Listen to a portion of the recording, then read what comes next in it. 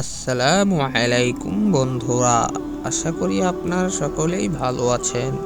বন্ধুরা, আজকে আমরা এই ভিডিওর মাঝে জানতে পারবো মহান আল্লাহ তাআলার একজন ওলি ও একটি কুকুরের বিস্ময়কর ঘটনা, যা শুনলে আপনার হৃদয় ছুঁয়ে যাবে ইনশাআল্লাহ। তাই অনুরোধ রইল, ভিডিওটি শেষ পর্যন্ত দেখবেন। একজন নেককার বান্দা এক গুহায় আল্লাহ তাআলার ইবাদতে মগ্ন থাকতেন। আল্লাহ তাআলা তার খাবার দাবারের ব্যবস্থা একটি বড় গাছের মাধ্যমে করে দিয়েছিলেন। আল্লাহ তাআলা তার ইবাদতে খুশি ছিলেন যে তার গুহার পাশে একটি ডালিম গাছকে জন্মিয়ে দিয়েছিলেন। আল্লাহ তাআলা তার খাবার দাবারের এমন ব্যবস্থা করতেন যে প্রতিদিন সে সেই গাছে 3টি করে ডালিম পেত, আর সেই নেক বান্দাটি সেই ডালিমগুলি খেয়ে নিত এবং আল্লাহ তাআলার ইবাদতে মশগুল হয়ে যেত। এভাবেই দিন কাটতে থাকলো। তখন সেই আল্লাহর নেককার বান্দাটি ভাবত, এগুলো আমার রিজিক, আমি এভাবেই খাবার দাবার করব এবং শুধুমাত্র আল্লাহ তাআলার ইবাদতে মশগুল থাকব। একবার আল্লাহ তাআলা তার পরীক্ষা নিতে শুরু করলেন, কারণ আল্লাহ তাআলার যারা প্রিয় বান্দা, যারা আল্লাহ তাআলার ইবাদত করে থাকতেন, আল্লাহ তাআলা তাদের পরীক্ষা করেন। একদিন এরকম ঘটল যে তার ডালিম গাছে ডালিম ধরল না। একদিন কেটে গেল, সে ধৈর্য ধারণ করল। দ্বিতীয় দিনও আল্লাহ তাআলা ডালিম দিলেন না, সে ধৈর্য ধারণ করল। তৃতীয় দিনও তার সাথে এমনটাই ঘটল। আল্লাহ তাআলা তাকে ডালিমের নিয়ামত থেকে বঞ্চিত রাখলেন, কেননা তার রব তার পরীক্ষা নিচ্ছিলেন। আমার বান্দা আমার উপর কতটা ভরসা করেন, সে আমার কাছে চায়, আবার অন্য কারো কাছে চাইতে শুরু করেন। সেই ব্যক্তিটি অনেক ক্ষুধার্ত হয়ে পড়েছিল, আর সে অনেক ভয় পেতে শুরু করলো। সে তখন আল্লাহ তাআলার কাছে খাবার না চেয়ে লোকজনদের কাছে খাবার চাইতে বেরিয়ে পড়ল। যখন সে তার ইবাদতের জায়গা থেকে বেরিয়ে আসলো, তখন সে একটি বাড়ি দেখতে পেল।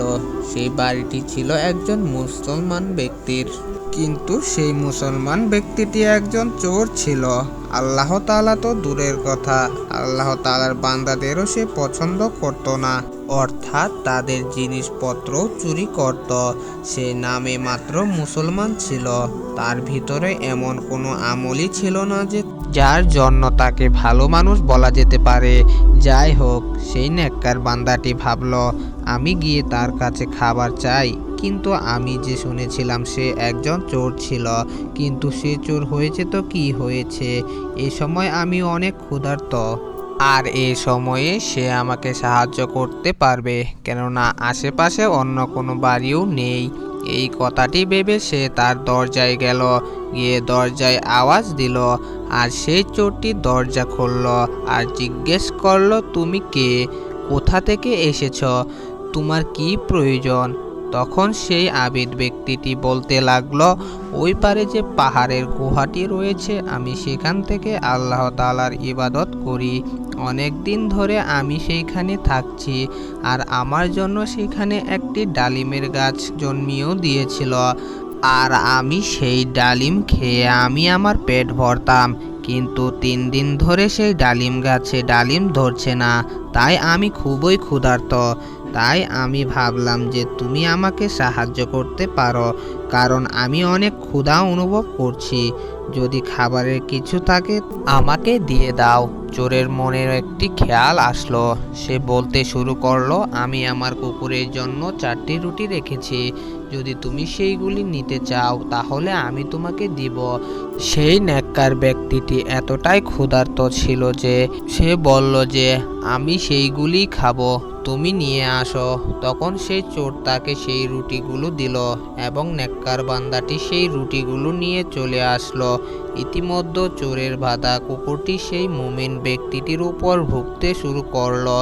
তখন মুমিন ব্যক্তিটি ভাবতে শুরু করলো, আমি তার রুটি নিয়ে এসেছি তাই সে এমন করছে।